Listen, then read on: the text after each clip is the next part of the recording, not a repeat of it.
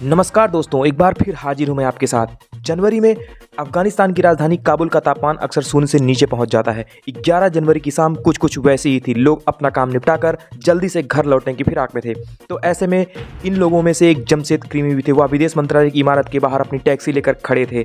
उन्हें उस पैसेंजर का इंतजार था जो आधे घंटे में लौटकर आने का वादा करके इमारत में गया था। इसी इंतजार के बीच एक शख्स अपने कंधों पर एक भारी भरकम बैग और राइफल की टैक्सी लेकर बगल से गुजरा। तालिबान के शासन में इस तरह के दृश्य आम दिनचर्या का हिस्सा थे, लेकिन इस बार मामला ही कुछ अलग था।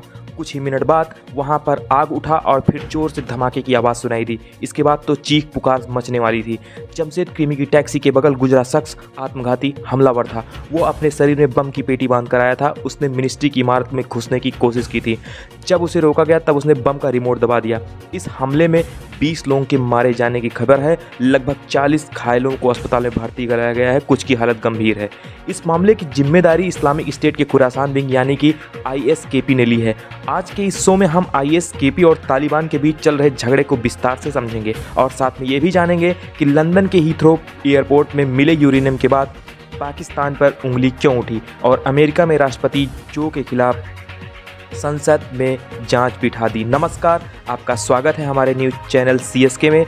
अगर आपने अभी तक चैनल को सब्सक्राइब नहीं किया है तो इस चैनल को सब्सक्राइब कर दीजिए और लाइक दबा दीजिए। इससे आने वाली हमारी वीडियो आपके पास तुरंत पहुंच सकें। टॉप के अंतर्राष्ट्रीय प्रसंगों से जुड़ा रोजाना कार्यक्रम दुनियादारी में आप देखते रहिए। पहले तालिबान और ISKP झगड़े की कहानी। जैसा कि हमने पहले बताया कि इसके P का फुल फॉर्म होता है इस्लामिक स्टेट और आसन province Islamic state for Iraq and ANC यानी का ISIS का एक ब्रांच है जिसे IS या दाइश भी कहते हैं। दाइश पूरी दुनिया का खिलाफ स्थापना करना चाहता है। उसके इसने अलग अलग इलाकों में अपने पांव पसारने शुरू किए। जल्द ही अफगानिस्तान में दखल देने वाला था। कैसे? दरअसल 2014 में पाक आदमी के ऑपरेशन के तहरीके तालिबान पर पाकिस्तान यानी TTP को जबरदस्त नुकसान पहुंचा। TTP के कई बड़े कमांडर भाग कर अफगानिस्तान चले गए। उन्होंने नांगरहार और कुनार जैसे इलाकों में शरण ले ली। उसी में एक कमांडर मुल्ला सईद और अजय उर्फ हाफिज सईद खान था। वो TTP के फाउंडिंग मेंबर्स में से एक था। आपको बता दें, अगस्त 2009 में TTP का फाउंडर बैतुल्ला मसूद एक ड्रोन में मारा गया। इसके बाद ग्रुप की लीडरशिप को लेकर झगड़ा होने लगा। इसमें हाफिज की पसंद को नकार दिया गया। 2013 में TTP लीडर हकीमुल्ला महसूद भी अमेरिका के ड्रोन अटैक में मारा गया। उस समय 3 नाम लीडरशिप के लिए सामने आए, उनमें हाफिज भी शामिल था, लेकिन इस बार उसको भी रिजेक्ट कर दिया गया। तो इससे बेहद नाराज हुआ। जल्द ही पाकिस्तान सरकार TTP के खिलाफ ऑपरेशन शुरू करने वाली थी। ऑपरेशन TTP को भारी नुकसान हुआ। हाफिज सईद के खान के लिए पाकिस्तान में बहुत कम संभावना बची थी। अक्टूबर 2014 में उधर TTP को छोड़ दिया। इसके बदले उसे दाइश में की गई अबू बकर अल बगदादी ने अपने नेता मान लिए गए। बगदादी ने जनवरी 2015 को IS के अफगानिस्तान ब्रांच की कमान को सौंप दी। कायदे से इस ब्रांच का नाम इस्लामिक स्टेट ऑफ अफगानिस्तान होना था, लेकिन इसमें खुरासान कहाँ से आया, इसकी भी एक दिलचस्प कहानी है। आइए आपको कहानी के बारे में बताते हैं। असल में रासायनिक प्राचीन इलाके का ये नाम है। ये जो है इस्लामी खिलाफत का हिस्सा था। इसका अर्थ होता है उगते सूर्य की धरती। मौजूदा समय में खुरासान के कुछ हिस्से अफगानिस्तान, तुर्कमेनिस्तान और ईरान में फैले हुए हैं। इस्लामिक स्टेट उस दौर को लौटाना चाहता है, इसलिए उसने अफगानिस्तान में ब्रांच को खुरासान नाम दिया। तो ये हुआ कि P का परिचय। अब एक शंका का समाधान भी कर लेते हैं। तो दूर से देखने पर तालिबान और इस्लामिक स्टेट एक जैसे लगते हैं। मसलन दोनों कट्टर इस्लामी संगठन हैं।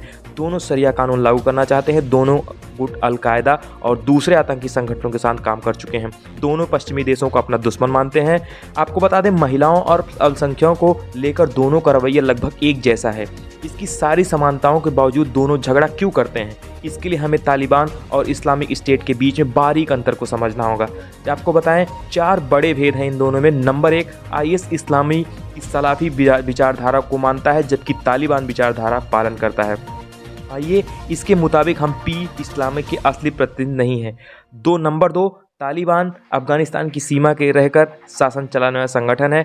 उसे अफगानिस्तान की इस्लामी अमीरात की स्थापना की। दूसरी तरफ इस्लामी स्टेट पूरी दुनिया के खिलाफत थोपना चाहता है। उसका मानना है कि अफगानिस्तान पर भी खिलाफत का राज होना चाहिए, इसलिए तालिबान की सरकार को नहीं मानते हैं। और नंबर 3, इस्लामिक स्टेट पाकिस्तान में भी सरकार को गिराना चाहता है। उसे ईरान की शिया सरकार से भी आपत्ति है। इसके बरक्स तालिबान दोनों देशों के साथ कूटनीतिक संबंध बेहतर बनाने के लिए कोशिशें कर रहा है। और सबसे लास्ट में आता है नंबर 4, तालिबान ने 2020 में अमेरिका के साथ समझौता किया। शांति समझौता था था जिसमें वादा किया था कि वो अफगानिस्तान में ऐसे संगठनों को पनाह नहीं देंगे जिन्हें पश्चिमी देश से खतरा हो। अमेरिका ने इस्लामिक स्टेट को आतंकी संगठन घोषित किया। इसके चलते आईएसकेपी ने अपनी ज़मीन खोने का डर रहता है। तालिबान सरकार पाकिस्तान की मदद से आई, इसके लिए खिलाफ ऑपरेशन भी चलाती है और नवंबर 2021 में तालिबान के जलालाबाद के इस्लामिक स्टेट में कुछ लड़कों को मारकर खुले में टांग दिया जाता है और यह संदेश देने की कोशिश की थी, लेकिन उन्हें बहुत सफलता नहीं मिली थी। आपको बता दें, तालिबान की वापसी के बाद साल पहले आतंकी हमलों की संख्या 51% बढ़ोतरी दर्ज की गई। इसके बाद हमलों में 700 से अधिक लोग मारे गए, लगभग 1500 लोग घायल हुए। कुछ बड़े हमलों के बारे में जान लीजिए।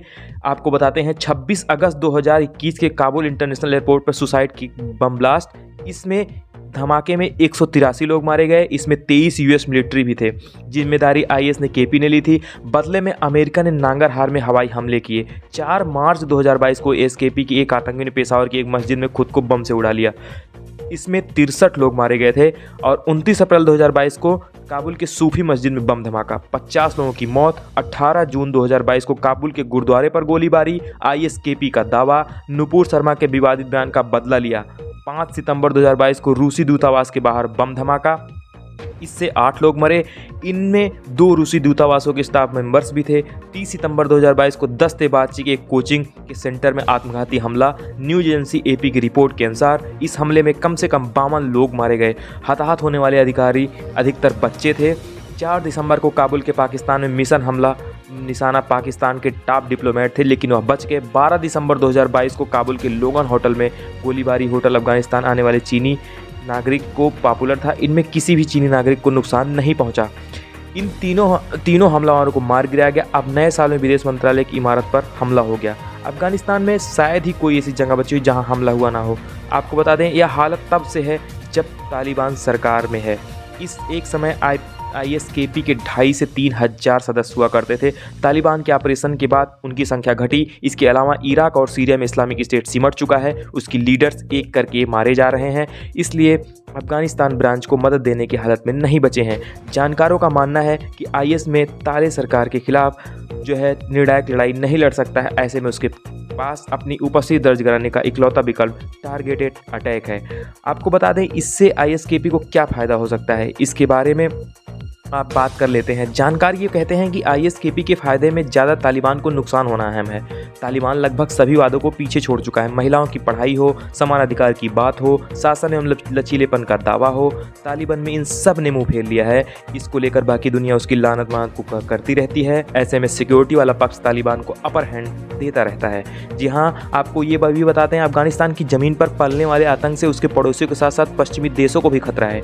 2 महाशक्तियों ने अंदर जाकर लड़ने का परिणाम तो भुगत लिया ही है, इसलिए देश तालिबान पर भरोसा करने के लिए मजबूर है। तालिबान को अपनी वैधता साबित करने के लिए एएसकेपी और दूसरे चरमपंथी संगठनों को रोकना होगा। अगर वह ऐसा नहीं कर पाते हैं तो सत्ता में उनका दावा कमजोर हो जाता है। जी हाँ, फिलहाल इसके लिए इसी मकसद से काम कर रही है। उसने सबसे सुरक्षित माने जाने विदेश दूतावासों और विदेश मंत्रालय पर हमला करके इसकी झलक दिखला दी है। आपको बता दें, अगर समय रहते समस्या को रोका नहीं गया तो अफगानिस्तान के साथ साथ बाकी देशों को भी नासूर बन सकता है। अफगानिस्तान का यह चैप्टर यहीं तक पड़ोस में ही चलता है, यानी पाकिस्तान इन दिनों पाकिस्तान के नाम से एक संवेदनशील सामान जब्ती के सामने लेकर आ रहा है। 29 दिसंबर 2019 के लंदन के हीथ्रो एयरपोर्ट पर यानी एक सामान में यूरेनियम बरामद हुआ। यूरेनियम इस्तेमाल बिजली पैदा करने और परमाणु बम बनाने में होता है। इसको एयरपोर्ट पर रोक लिया गया। स्कॉटलैंड यार्ड गानी शुरुआती जांच में यह पता चला कि यूरेनियम ओमान के रास्ते से यूके पहुंचा था। इसकी ओरिजिनल सोर्स कराची से, ये यूके में मौजूद है। रानी दफ्तर पर पता लिखा था। आपको बता दें, इंटरनेशनल एटॉमिक एनर्जी एज के मुताबिक ईरान के 2 न्यूक्लियर साइट्स यूरेनियम की क्षमता 60% तक बढ़ा रहा है। क्षमता को 90% तक परमाणु बम बनाया जा सकता है। ब्रिटिश अखबार गार्जियन की रिपोर्ट के अनुसार आपको बता दें कि एयरपोर्ट पर जो यूरेनियम बरामद हुआ उसकी मात्रा बहुत कम थी। अधिकारियों ने कहा कि इस लोगों को चिंता करने की ज़रूरत नहीं है। कुछ मीडिया रिपोर्टों के अनुसार कई किलोग्राम यूरेनियम मिलने की बात कही गई थी, जो कि सरासर गलत है। ब्रिटिश टाइमलाइन में यह दावा किया गया कि डर्टी बॉम्ब की साजिश को धराशायी कर दिया गया। स्कॉटलैंड यानी बाकी जांच एजेंसियां फिलहाल अपने आप को पता लगाने की कोशिश कर रही हैं और यूरेनियम भेजने वाले का असली मकसद क्या था, इस मामले की जांच हो रही है। इस मामले में पाकिस्तान को भी लगातार निशाने पर लिया जा रहा है। इस पर पाकिस्तान के विदेश मंत्रालय का भी बयान सामने आया है। आपको बता दें कि उनका कहना क्या है कि आरोप गलत हैं, कोई यूरेनियम पाकिस्तान यूके से नहीं भेजा गया है। इस मामले में यूके के अधिकारियों ने अभी तक हमसे संपर्क नहीं किया है। उनका कहना है कि जो सोमनेर लाइंस के कार्गो में ना मिलने से यह बात कही जा रही है उसमें फ्रोजन मीट और आभूषण थे। पाकिस्तान खुद को एक जिम्मेदार न्यूक्लियर स्टेट बताता है। अगर आरोप सही साबित हुए तो उसकी बदनामी तय है। तब यह आशंका भी जताई गई कि पाकिस्तान की न्यूक्लियर शक्ति किसी के हाथों में नहीं पहुंच चुकी है। दरअसल यह पूरी दुनिया की मामला की चिंता की बात होगी। इस मामले पर हमारी नज़र बनी रहेगी। अब आते हैं अमेरिका की खबर को जान लेते हैं। अमेरिका के राष्ट्रपति जो बाइडेन इन दिनों बदनामी और मुकदमे की संकट गहराता हुआ नजर आ रहा है। नवंबर 2022 में बाइडेन के प्राइवेट दफ्तर से कुछ सीक्रेट डॉक्यूमेंट बरामद हुए। पब्लिक डोमेन में उनके जानकारी आप बाहर आ गई है। 11 जनवरी को सेंटर और कुछ फाइल्स मिलने की रिपोर्ट है। हालांकि अभी ये पता नहीं चला है कि दूसरे जानकारी पहली बार कब मिली थी। दरअसल व्हाइट हाउस के पास पेन बाइडेन सेंटर नाम का एक थिंक टैंक का ऑफिस है। थिंक टैंक 2018 में बनाया गया था। सीक्रेट डॉक्यूमेंट वहीं से बरामद हुए थे। इन डॉक्यूमेंट्स में ईरान, यूक्रेन और यूके की खुफिया जानकारियां दर्ज हैं, जिस पर दस्तावेज है। उस समय वायरल अमेरिका के उपराष्ट्रपति हुआ करते थे। कानून के मुताबिक सीक्रेट फाइल्स का एक्सेस चुनिंदा लोगों के लिए ये स्टोर में नियम तय है। सरकार का कार्यकाल खत्म होने के बाद उन्होंने यूएस नेशनल आर्काइव्स को लौटा दिया था। इनका निजी दफ्तर मिलना राष्ट्रीय सुरक्षा के साथ खिलवाड़ है। इस तरह के मामले में ब्रिटेन का कहना है कि मामला जस्टिस डिपार्टमेंट में नज़र में है, वो पूरी जांच सहयोग कर लेंगे। हालांकि व्हाइट हाउस में जानकारी रिलीज करने में देरी में जवाब देने से इनकार कर दिया। सीक्रेट डॉक्यूमेंट मिलने के बाद जो बाइडेन की मुश्किलें और बढ़ेंगी। आपको बता दें चलते चलते अमेरिका संसद के निचले सदन हाउस ऑफ रिप्रेजेंटेटिव में रिपब्लिकन पार्टी बहुमत में है। उन्होंने बाइडेन और परिवार के खिलाफ कई सारे केस खोल दिए हैं। सीक्रेट डॉक्यूमेंट वाला केस परेशानी बढ़ा सकता है। इससे पहले अगर पूर्व राष्ट्रपति डोनाल्ड ट्रंप के घर से 10,000 से अधिक सीक्रेट डॉक्यूमेंट बरामद हुए थे। इस वीडियो में इतना ही। मिलते हैं अगले वीडियो में, तब तक के लिए जय हिंद।